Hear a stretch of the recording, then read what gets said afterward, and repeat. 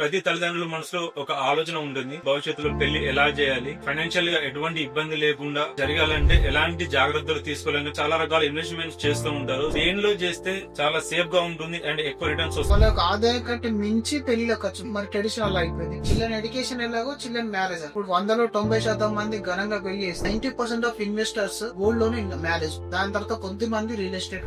సుకన్య సమృద్ధి యోజన అలాగే mutual funds కూడా చూసినాం. సో నాకు సడన్ గా ఒక మధ్యలో డబ్బులు అవసరం పడిందని, సో నేను తీసుకోవచ్చా? ఎమర్జెన్సీ వచ్చినా అందులో నుంచి డబ్బు తీయలేదు. సుకన్య సమృద్ధిలో మనం ఇన్వెస్ట్ చేస్తాం, సో ఆపడానికి ఛాన్స్ ఉంటుంది. చాలా మంది జాబ్ చేసే వాళ్ళు ట్యాక్స్ బెనిఫిట్ కోసం కూడా ఇన్వెస్ట్మెంట్ చేస్తారు. మ్యూచువల్ ఫండ్ లో మీకు అప్ టు 1.25 lakhs వరకు విత్డ్రావల్ ట్యాక్స్ ఫ్రీ. దాని తర్వాత 12.5% అనేది ట్యాక్స్. ఇయర్స్ లోపు ఉన్న అమ్మాయిలకి ఇవ్వడం అనేది మేజర్ లిమిట్.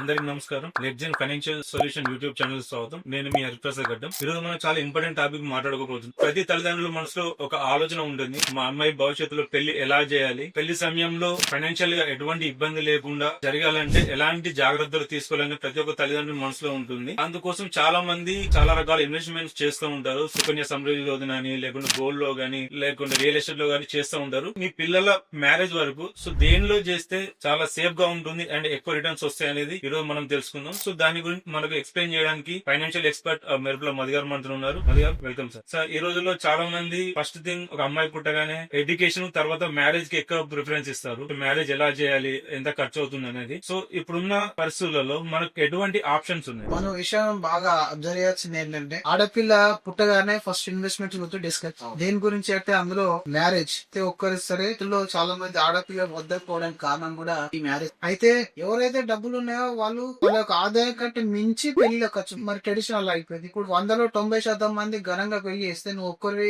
నేను డబ్బు సేవ్ చేస్తా, నేను పరివారాన్ని రక్షిస్తా, అట్లా ఇట్లా అని చెప్పేసి నువ్వు అంటే నడవ. అప్పుడు మన ఇంట్లో వాళ్ళు కూడా మనని అంటే ఆపోజిట్ చేసే ఛాన్స్ అనేది ఉంటుంది. మరి ఎలాగో ఇది అవాయిడ్ కాలేని ఖర్చు, నాన్ కాంప్రమైజ్డ్ గోల్ అంటాం. చిల్డ్రన్ ఎడ్యుకేషన్ ఎలాగో చిల్డ్రన్ మ్యారేజ్. అయితే అబ్బాయి ఖర్చు కూడా ఇంచుమించు ఇంత ఖర్చు అవుతుంది, అండ్ అమ్మాయి పెళ్లి గురించి ఎక్కువ టాపిక్ అనేది జరుగుతూ ఉంటాయి. ఎందుకంటే ఇక్కడ మనకు డౌరీ అనేది ఒకటి అఫీషియల్ గా డౌరీ అనేది బ్యాండ్, బట్ స్టిల్ మ్యారేజ్ ఖర్చులు ఇప్పుడు డౌరీ మించుకుంది చాలా సందర్భం. అయితే ఇంతకు ముందు అసలు ఎడ్యుకేషన్ గానీ మ్యారేజ్ గురించి గానీ మన ఇన్వెస్ట్మెంట్ మెజర్లీ గోల్డ్ లో ఉండే. గోల్డ్ తర్వాత కాస్త రియల్ ఎస్టేట్ కి వచ్చారు. రియల్ ఎస్టేట్ భూమి అనుకున్నప్పుడు మనం 10 లక్షలు 20 లక్షలకి ప్లాట్ కొట్టాలి, 50 లక్షలకి వెళ్ళిపోతున్నాను. కానీ చాలా మంది తల్లిదండ్రులు కాస్త చిట్టీలు వేసో లేకపోతే అక్కడిక్కడ అప్పులు తెచ్చో మొత్తం ఏదో ఒక అసెట్ వాళ్ళు తినకున్నా వాళ్ళ లైఫ్ స్టైల్ ఏ విధంగా ఉన్నా సరే పిల్లలకి దక్కాలి అన్న ఒక ఆతృత ఉంటుంది, ఒక భయం ఉంటుంది ఫ్యూచర్ అంటే నేను పడ్డ కష్టం మా అమ్మాయికి రాకూడదు అని చెప్పేసి ఇన్వెస్ట్మెంట్ స్టార్ట్ అయింది. కానీ వీళ్ళు అంత కష్టపడి పెట్టిన ఏదైతే ఇన్వెస్ట్మెంట్ ఉందో అది ఆ రోజు ఖర్చులకు అనుగుణంగా రాకపోయినా,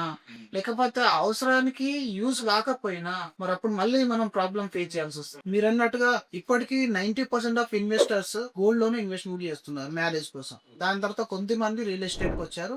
ఈ మధ్యలో మీరు విన్నట్టు ఇన్స్టాగ్రామ్ లో సుకన్య సమృద్ధి యోజన అని చెప్పేసి ఎక్కువ రీల్స్ వస్తా ఉన్నాయి. అలాగే గవర్నమెంట్ కూడా బాగా ఫోకస్ చేసింది ఈ టాపిక్ మీద.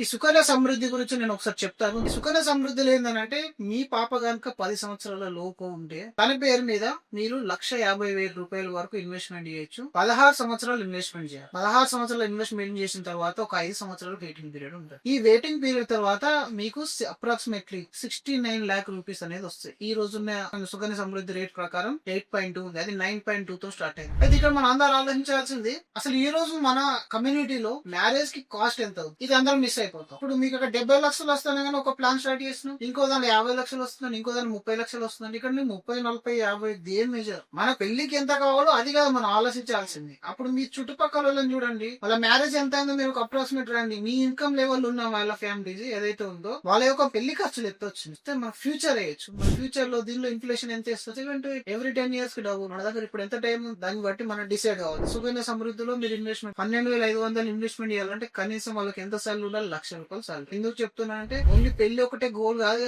ఎడ్యుకేషన్ ఉంటది, తన మ్యారేజ్ ఉంటది, మీ రిటైర్మెంట్ ఉంటది, ఇంకా డిఫరెంట్ గోల్. కనీసం 1,50,000 ఉంటే 12,500 అంటే ఒక 1,50,000 రూపాయల సాలరీ ఉన్న వ్యక్తి 15 సంవత్సరాల తర్వాత ఓన్లీ 60 లక్షలు పెట్టి పెళ్లి చేస్తాడు అని అంటే మాత్రం మనం చెప్పుకోవడానికి బానే ఉంటుంది. నిజానికి అమౌంట్ అనేది అసలు ఎందుకు కాదు. ఎందుకంటే ఈ రోజు మీరు ఒక 2 లక్షల రూపాయలు సంపాదిస్తే మీ కమ్యూనిటీలో కనీసం 50 లక్షల నుంచి 40 లక్షల పెళ్లి ఖర్చులు అయి ఉంటాయి.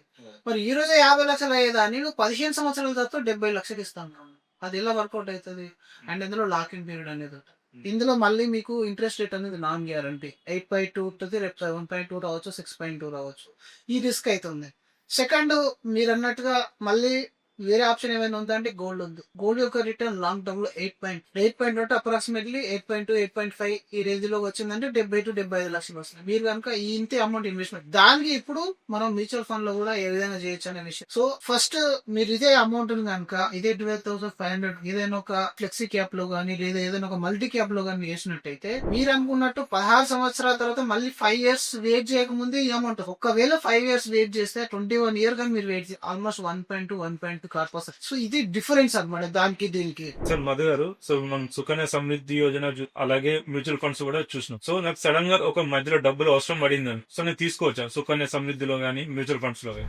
సుగంధ సమృద్ధిలో మనకి ఎట్టి పరిస్థితుల్లో డబ్బు అనేది బయటకు రాదు. ఎందుకంటే అది అంటే దానికి రీజన్ కూడా ఉంది. మన ఇండియన్ మీటర్ డబ్బులు తీసి అవకాశం ఉంటే తీసేస్తారు కాబట్టి దానిలో లాక్ ఇన్ పెట్టేశారు. కాకపోతే ఇప్పుడు 10th year లోనో 11th year లోనో మనకు ఫాదర్ కి ఏదైనా వీక్ లో ఎమర్జెన్సీ వచ్చింది, లేదంటే తన జాబ్ పోయింది, అప్పుడు టెంపరీ ఎమర్జెన్సీ. ఫస్ట్ తనకి ఈ రోజు ఎడ్యుకేషన్ గడిస్తేనే కదా, 8th class ఉందనుకుందాం, 8th class లో ఎడ్యుకేషన్ ఫీజు కడితేనే కదా తను మ్యారేజ్ దాకా వెళ్ళేది. మరి ఇంత ఎమర్జెన్సీ వచ్చినా అందులో నుంచి డబ్బు తీయలేదు, అది ఒకటి పెద్ద డ్రాబ్యాక్. అదే మీరు మ్యూచువల్ ఫండ్ లో అయితే ఆ డబ్బును మీరు విత్డ్రావల్ అయినా చేయొచ్చు లేదా లోన్ రూపంలోనే తీసుకోవచ్చు.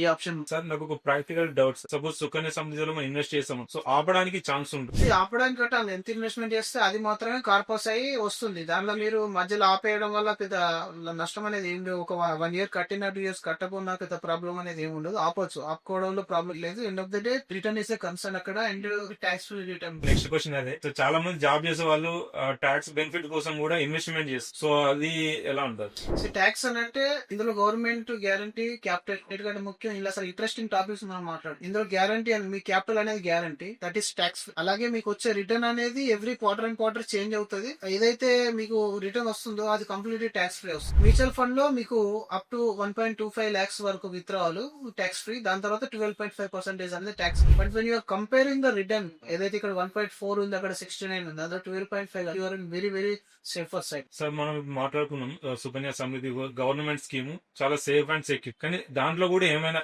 లిమిటేషన్స్ ఉంటాయి? అందులో మేజర్ లిమిటేషన్ నేను ఫీల్ అయ్యేది ఏంటంటే, ఒకటి 10 years లోపు ఉన్న అమ్మాయిలకి ఇవ్వడం అనేది మేజర్ లిమిట్. రెండోది ఇంట్రెస్ట్ అనేది డ్రాస్టికల్ గా డౌన్ అవుతూ వస్తుంది చూడండి. అది 9 పైన ఉన్నప్పుడు ఓకే, ఇప్పుడు 8 కి వచ్చేసింది, మళ్ళీ FD కి వచ్చేసింది అనుకోండి, దానికి దీనికి పెద్ద డిఫరెన్స్ అనేది ఏం లేదు. రెండోది క్యాపిటల్ ప్రొటెక్షన్ విషయంలో మీరు ఆలోచిస్తే ఎనీ కేస్ మీరు ఈవెన్ ఈక్విటీ లో మీరు చూసుకున్నా కూడా 16 years హిస్టరీలో అయితే నాకు తెలిసి క్యాపిటల్ నెగిటివ్ వచ్చిన సందర్భాలు ఎక్కడ. మళ్ళీ అలాంటప్పుడు మళ్ళీ మనం క్యాపిటల్ ప్రొటెక్షన్ కోసం ఈ రిటర్న్ కాంప్రమైజ్ అవ్వడం అనేది అంత మంచి సజెషన్ కాదు, అడ్వైస్ కాదని నేను అనుకుంటున్నాను. మన ప్రేక్షకుల కోసం ఒక క్లారిటీ కోసం, సో వాళ్ళు ఎంచుకోవాలనుకుంటే సుకన్య సమృద్ధి యోజన ఎంచుకోమంటారా లేకపోతే మ్యూచువల్ ఫండ్స్ ఎంచుకోమంటారా? ప్రపంచం అంతా ఇది బాగా ఫేమస్ అయిపోయింది, అండ్ అలాగే మనం ఎంతో కొంత గ్యారంటీలో ఉండాలి. నాన్ గ్యారంటీ ఎంతైనా నేను ఇంతవరకు చూడలేదు అనుకున్నప్పుడు 30% వరకు మీరు సుకన్య సమృద్ధిని చేసుకోండి. 20-30% సేఫ్టీ ఇన్వెస్ట్మెంట్ ఆప్షన్స్ లో 3 రకాలు ఉంటాయి. మీరు మ్యారేజ్ కోసం ఉన్నదంతా తీసుకెళ్లి మ్యూచువల్ ఫండ్ లో ఎలాగో పెట్టారు, మీరు కొంత గోల్డ్ తో పెడతారు, దాంతో పాటుగా కొంత పోర్షన్ ని సుకన్య సమృద్ధికి ఇవ్వడం వల్ల అక్కడ మీకు ఏమైతుంది, క్యాపిటల్ గ్యారంటీ ఒకటి వస్తుంది, ఇంట్రెస్ట్ గ్యారంటీ అనేది, ఇవి 2 ప్రొటెక్షన్ వస్తాయి, ట్యాక్స్ ఫ్రీ వస్తుంది. తర్వాత మన కార్పస్ కూడా బిల్ చేయాలి కాబట్టి ఇది ఒక 30%. ఇంకా మిగిలిన 70% ఏదైతే ఉందో మీ యొక్క మ్యూచువల్ ఫండ్ ద్వారా ప్లాన్ చేసుకుంటే బాగుంటది. అండ్ ఇంకొకటి, మన మార్కెట్ లో ప్రతిసారి గవర్నమెంట్ ఇది ఒక లోన్ లాగా ఇచ్చి ఇంట్రెస్ట్ మన దగ్గర నుంచి డబ్బులు తీసుకొని మనకు ఇంట్రెస్ట్ ఇస్తుంది. అంటే మనం లోన్ ఇస్తున్నాం గవర్నమెంట్ ప్రతిసారి. అంటే ఇప్పుడు 5 సంవత్సరాల తర్వాత ఇంకో స్కీమ్ వస్తుంది, ఇంకో 5 సంవత్సరాలు ఇంకో స్కీమ్ వస్తుంది, ఇట్లా అన్ని స్కీమ్లు అన్నారు. కార్పస్ అనేది చాలా పెద్దది కాబట్టి ఒక క్లారిటీ ఉన్న ఇన్వెస్ట్మెంట్ ఆప్షన్ లో మనం స్టార్ట్ చేసి అండ్ ప్రతి అవసరానికి తీసుకునేలాగా ఉంటూనే ఇన్ఫ్లేషన్ బీట్ చేసే రిటర్న్ రావు. ఇది మనం మెయిన్ కన్సర్న్ అయి ఉండాలి. అంతేగాని గ్యారంటీ గ్యారంటీ గ్యారంటీ అని చెప్పేసి ఇప్పటికి కూడా 90%, 80% గ్యారంటీడ్ దానిలోనే రిటర్న్ కాంప్రమైజ్ అవుతుంది. అయితే దీన్ని మ్యూచువల్ ఫండ్ సైడ్ వచ్చినప్పుడు దీన్ని కొద్దిగా జూదం లాగా చూడండి. ఇది ఒక సేఫ్టీ ఇన్వెస్ట్మెంట్ అసెట్ లాగా అనుకోవాలనుకున్నప్పుడు మీరు కాస్త లాంగ్ టైమ్ ని పేషెన్స్ తోని ఇవ్వాలి. ఎందుకంటే 1-2 years లోపల సుకన్య సమృద్ధి బెటర్ అని 100%, 3 years లో కూడా అని. కానీ 10th year లోకి వచ్చేంత వరకు కూడా, మీ 4th year 5th year లోకి వచ్చేంత వరకు కూడా ఈ బ్యూటీ అనేది మీకు అర్థం. ఎందుకంటే జిగ్జాగ్ లైన్ లో గ్రో అవుతుంది కాబట్టి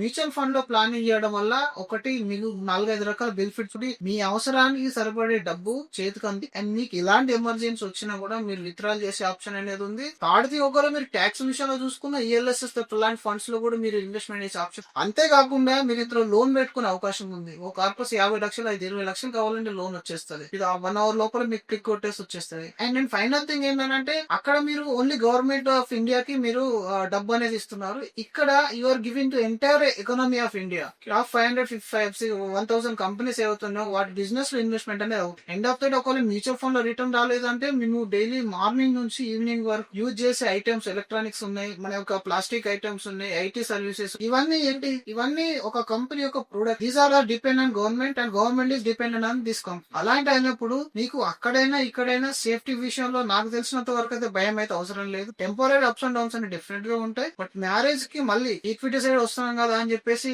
మరీ 25% 30% ఎక్స్పెక్టేషన్ తో వచ్చి చేయాల్సిన అమౌంట్ కంటే తక్కువ చేశారు అనుకోండి, ఇక్కడ మేము 15-16 ఇయర్స్ ఇన్వెస్ట్మెంట్ మాట్లాడుతాం. ఒకవేళ 10th ఇయర్ తర్వాత మన జాబ్ పోవచ్చు, మనకి ఏదైనా క్రోనిక్ హెల్త్ ఇష్యూ కూడా రావు. కాబట్టి ఇప్పుడు ఎంత స్కోప్ ఉందో అంత ఎక్కువగా ఎస్ఐపి చేయడం, లంసమ్ ఎక్కువ చేయడం వల్ల ఆ కార్పస్ ముందే బిల్డ్ అయిపోతుంది. ఫర్ ఎగ్జాంపుల్ మీకు ఇదే కేసులో ఇంతకు ఇదే 12,500 బదులు ఒకవేళ మీకు స్కోప్ ఉంటే 25,000 చేస్తారు అనుకోండి, 16 సంవత్సరాలు మీరు చేసే ఇన్వెస్ట్మెంట్ లో వచ్చేది. మీరు ఇక్కడ 25,000 5 ఇయర్స్ చేసినా కూడా మీ అమ్మాయి కావాల్సినంత కార్పస్ బిల్డ్ అయిపోయింది. సో ఆగిదాకా కూడా ఉంటుంది. ఇలాంటి కొన్ని మనం బాగా అర్థం చేసుకోవాలి. మంచి మీకు తెలిసిన ఫైనాన్షియల్ కన్సల్టెంట్ అయ్యి మనకు మీ గోల్స్ అన్ని రాసుకొని దాని ప్రకారంగా మార్కెట్ ని అర్థం చేసుకుంటూ అయిపోతే మీరు అనుకున్నట్టు మ్యారేజ్ అనుకున్న దానికంటే ఎక్కువ గ్రాండ్ గా చేయగలుగుతారు అండి. హ్యాపీగా నిద్రపడుతుంది అనమాట. హ్యాపీగా నిద్రపడుతుంది. ఇంకా ఆ భయం అనేది ఉండదు. ప్లాన్ చేస్తారు. థ్యాంక్ యూ మధు, చాలా వాల్యుబుల్ ఇన్ఫర్మేషన్ షేర్ చేశారు. చూసారు కదా ఫ్రెండ్స్, సో మీ పిల్లల మ్యారేజ్ కోసం ఎలా ఇన్వెస్ట్మెంట్ చేయాలి, ఏమేమి ఆప్షన్స్ ఉన్నాయని మధు గారు చాలా క్లియర్ గా ఎక్స్ప్లెయిన్ చేశారు. సో మీరు ఏ ప్లాన్ లో ఇన్వెస్ట్ చేయాలనుకుంటున్నారో మీరు కామెంట్ సెక్షన్ లో మనకు మెన్షన్ చేయండి. మీకు ఏమైనా క్వశ్చన్స్ ఉన్నా, పర్సనల్ క్వశ్చన్స్ ఉన్నా కూడా మీరు కామెంట్ సెక్షన్ లో మెన్షన్ చేస్తే మధు గారు రిప్లై ఇస్తారు. ఈ వీడియో మీకు నచ్చినట్టయితే